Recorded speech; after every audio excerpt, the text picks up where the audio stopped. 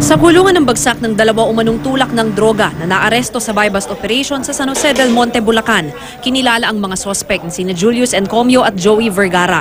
Ayon sa hepe ng Santa Maria PNP na nagkasa ng operasyon, matagal na nilang minamanmanan ang mga sospek na dumadayo pa umano sa kanilang bayan para magtulak ng droga.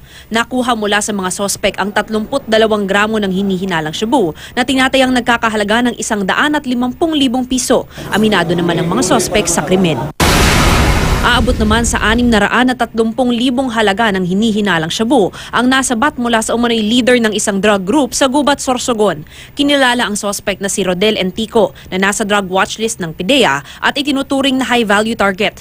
Bukod sa mga hinihinalang droga, nakuha rin sa kanya ang ilang bank book at mahigit 100,000 pisong pera.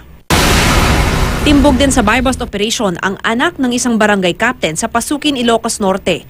Kinilala ang suspect na si Alex Llanos na ayon sa mga pulis ay isa ring gun for hire. Nakuha mula sa suspect ang 4 na pakete ng hinihinalang shabu at isang baril na kargado ng mga bala.